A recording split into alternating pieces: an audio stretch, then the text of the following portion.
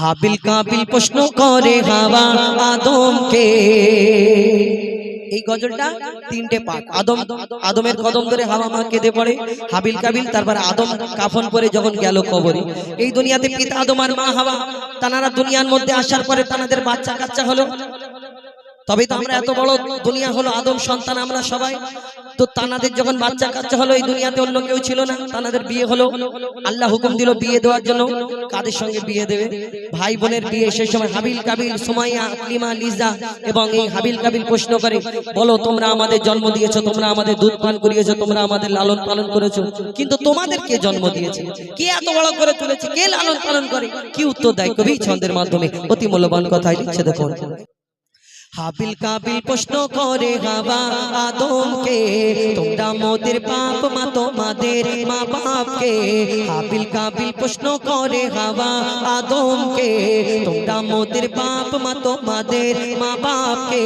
বলো গো মোদের, বলো কি তাদের নাম ছিল? বলো গো মোদের, বলো কি তাদের নাম ছিল? মোদের দাদা দাদি নানা নানি আছে কোথায়? প্রশ্ন শুনে আদম হাওয়া হলো অবাক গো। হাবিল কাবিল কে তারা কি দেবে জবাব গো? দুজনে আল্লাহ বলে সিজদাতে যায় চলে, দুজনে আল্লাহ বলে সিজদাতে যায় চলে। বলে মাসুম ছেলে মোদের কাছে একই জানতে চায়। হাবিল কাবিল প্রশ্ন করে হাওয়া আদমকে, তোমরা মোদের বাপ মা তোমাদের মা বাপকে। কি উত্তর দেয়? কেন তানাদের বাপ মানে? কি উত্তর দেয় কবি ছন্দের মাধ্যমে? আরো কি লিখছে দেখো। ওই বলছে আদম শোন তোরা শোন, মানব জাতির মাঝে সৃষ্টি আমি প্রথম। মোর পাঁচের আর হাড়ে খোদা হাওয়াকে গড়ে, আর গন্ধম খেলাম দুনিয়ায় এলাম জান্নাত ছেড়ে। মোদের কেউ জন্ম দেয়নি, মোরা মায়েরই দুধ খাইনি। মোদের কেউ জন্ম দেয়নি, মোরা মায়েরই দুধ খাইনি। পাইনি মোরা মা বাপের ভালোবাসা, মোদের নেই বাপ মা মোরা এতিম দুজনা। মা বাপ কি মোদেরই জানা হলো না, দুজনে এতিম মিসকিন নেই মোদের মা বাপের ঋণ। দুজনে এতিম মিসকিন নেই মোদের মা বাপের ঋণ। তাই মানব জাতির পিতা মাতা মোরা দুজনা। হাবিল কাবিল প্রশ্ন করে হাওয়া আদমকে, তোমরা মোদের বাপ মা তোমাদের মা বাপকে। আল্লাহ আদম নবীকে সৃষ্টি করার পরে আল্লাহ ফারিস্তাদের হুকুম করলেন যে সিজদা করার জন্য। আদম নবীকে সিজদা করলেন, মাটির আদমকে সিজদা করার পর সিজদা করলেন সকল ফারিস্তারা। একমাত্র একটা ফারিস্তা সিজদা করলো না, যার নাম হলো আজাজিল, যাকে ফারিস্তাদের সর্দার বলা হতো। কিন্তু সকলে যদি আল্লাহর হুকুম মেনে নেয়, আল্লাহর হুকুমে সিজদা করে নেয়, ওই আজাজিল কেন সিজদা করলো না? আজাজিল ফারিস্তাদের সর্দার ছিল, সে কেন সিজদা করলো না? তাকে আল্লাহর ফারিস্তাদের সর্দার রাখলো না, ওই শয়তানদের সর্দার করে দিল, যার নাম হলো ইবলিস, শয়তান দুনিয়াতে। কিন্তু আসলে আজাজিলটাকে আল্লাহ যদি সব হুকুম মেনে নেয়, সিজদাটা কেন করলো না? আল্লাহ তারপরে লানত দিয়ে দিল। তাহলে আজাজিলটা তাহলে আসলে কি? যেমন আমি আপনি, আল্লাহ আদম জাত আমাদেরকে আদম সন্তান করে দুনিয়ার মধ্যে পাঠিয়েছেন, আর আদম আমাদেরকে আল্লাহর ইবাদত করার জন্য হুকুম করেছেন। তেমন আমাদের সৃষ্টি করার আগে আল্লাহ জিন জাতকে সৃষ্টি করলেন, তার মধ্যে ওই জিন জাতকে আল্লাহ হুকুম করলেন আল্লাহর ইবাদত করার জন্য। কিন্তু জিন জাত আল্লাহর এত নাফরমানি করতে লাগলো, আল্লাহ ফারিস্তাদের হুকুম করলো যে জিন জাতকে শেষ করে দাও, ধ্বংস করে দাও। তাদের মধ্যে একটা বাচ্চা রয়ে গেল, এই বাচ্চাটা ইবাদত করতে করতে কম বেশি 6 লক্ষ বছর ধরে ইবাদত করলো, যার নাম হলো আজাজিল, যাকে ফারিস্তাদের সর্দার বলা হতো। কিন্তু তার মধ্যে একটু অহংকার রয়ে গেল, একটু সামান্য, বেশি না, যে আমি আগুনের সৃষ্টি জিন জাত, আমি মাটির আদমকে, মাটির পুতুলকে সিজদা করব, এটা কেমন করে হয়? কিন্তু আল্লাহর হুকুম এটা তো সে বুঝতে পারলো না। আমরাও আদম সন্তান হয়ে আমরা অহংকার করি, কেউ রূপের অহংকার, কেউ টাকার অহংকার, কেউ ক্ষমতার অহংকার। যখন ভিতরে চলে যাবে কোনো অহংকার কাজে লাগবে না। কেন?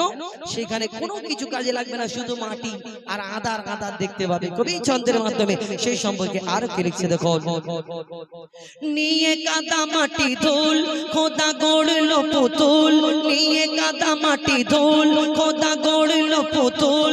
সে পুতুলে দিল নূরে মোহাম্মদ রাসূল। পুতুল নড়ে চড়ে আবার সিজদা করে, সারা কায়নাতের জ্ঞান খোদা দিল যে তারে।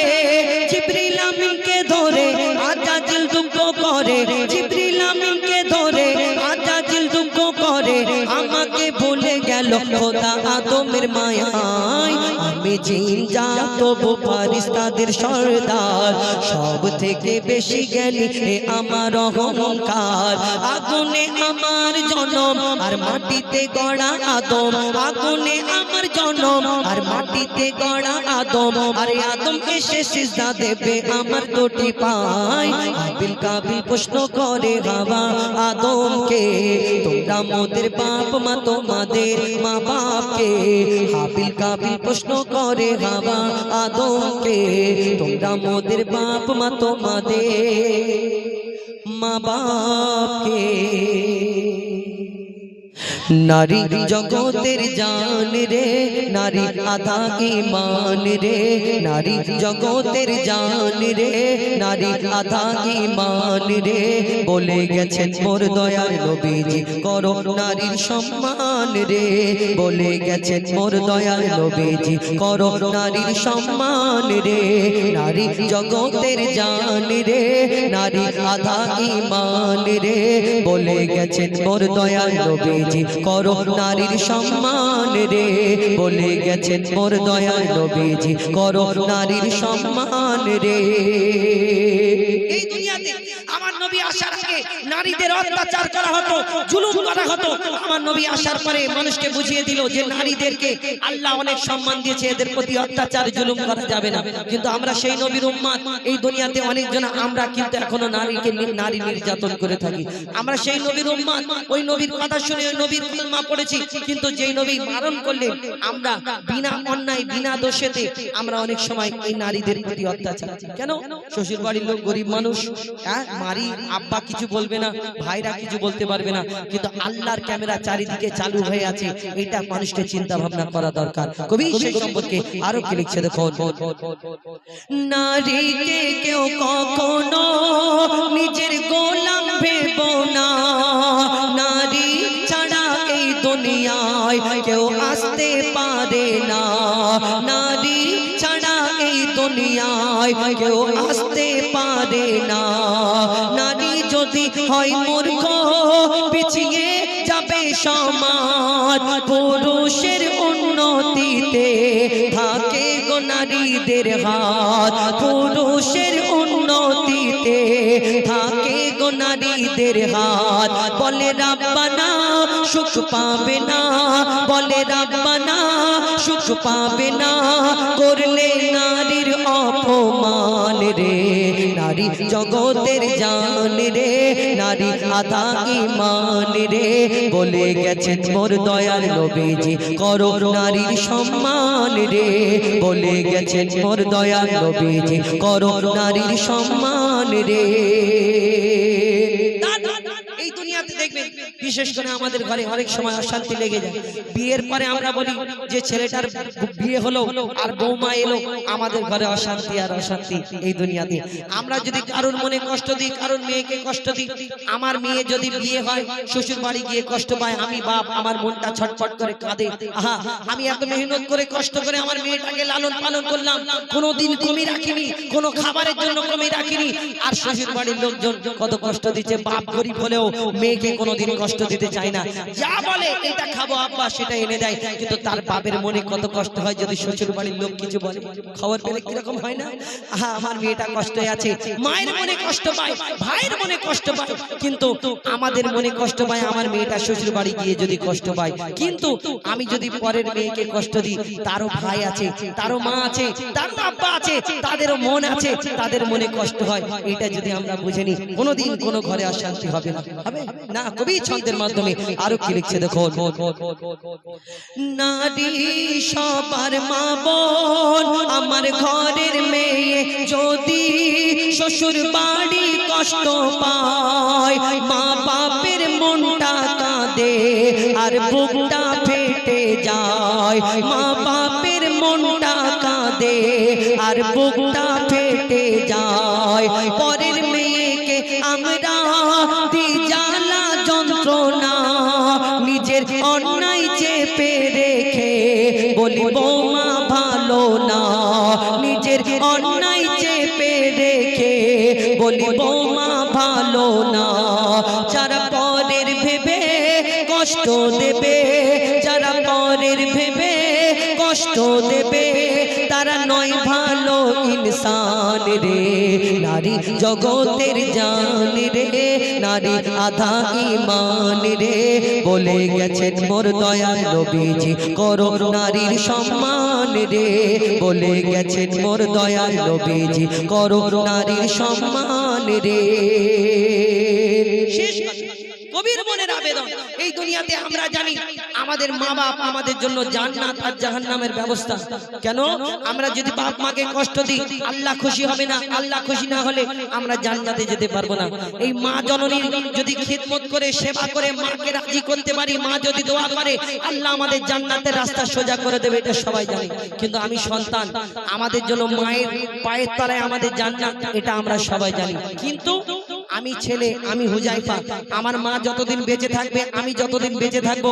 আমার মায়ের খেদমত আমি করতে পারবো সেবা করতে পারবো কিন্তু একটা মেয়ে কতদিন 19 বছর 20 বছর 16 বছর 15 বছর বিয়ে হয়ে যাবে শ্বশুর বাড়ি চলে যাবে তাহলে সে কি আর মায়ের খেদমত করে আর জান্নাতের রাস্তা সোজা করতে পারবে না হ্যাঁ আল্লাহ তার জন্য আরেকটা রাস্তা খুলে দেয় তার শ্বশুর বাড়ি যায় যখন তার স্বামীর খেদমত যদি সে ঠিকঠাক করতে পারে আল্লাহ তার প্রতি রাজি হয়ে যায় এই তার জন্য এইটা একটা রাস্তা জান্নাতের রাস্তা সোজা হয়ে যাবে কিন্তু আগেকারের মায়েরা কেমন ছিল যদি বাইরে থেকে কোন জায়গা থেকে কাজ করে আসতো স্বামীরা একটু বাতাস করতো হাতের পাখা দিয়ে একটু গামছা দিত মুখটা মুছে নাও একটু পানির ওই পাত্র সামনে ধরিয়ে দিত বা ওই ঘাম হলে ঘামটা মুছিয়ে দিত কিন্তু এখন ডিজিটাল যুগ ছোট ছোট মোবাইলের মধ্যে শর্ট ভিডিও আসছে ইহুদিদের চক্রান্ত এই শর্ট ভিডিওর মাধ্যমে আমাদের এই মহিলাদের ছোট ছোট যুবকদের ভিতরে এমন কিছু ঢুকিয়ে দিচ্ছে আমরা চিন্তা করছি আমাদের এইটা আমাদের এই রকম আমাদের ওই রকম আমরা সব কিছু পরিবর্তন করে ফেলছি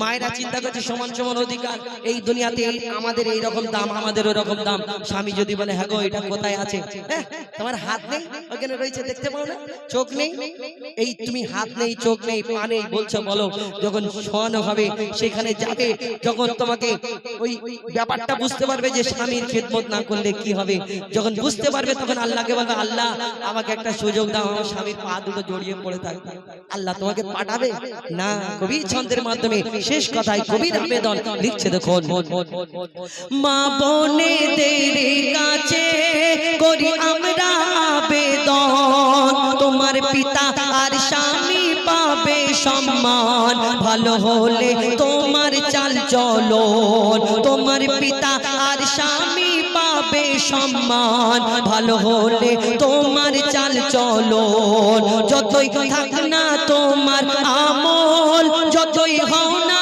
পরহেজগার মইদুল ইসলাম বলে যায় তোর সব কিছু বেকার মইদুল ইসলাম বলে যায় তোর সব কিছু বেকার কেন স্বামীর মনে কষ্ট দিলে স্বামীর মনে কষ্ট দিলে যাবি সোজা জাহান্নাম রে নারী জগতের জান রে নারী আধা ঈমান রে বলে গেছেন মোর দয়াল নবীজি করো নারীর সম্মান রে বলে গেছেন মোর দয়াল নবীজি করো নারীর সম্মান রে নারী জগতের জান রে নারী জগতের জান রে নারী জগতের জান রে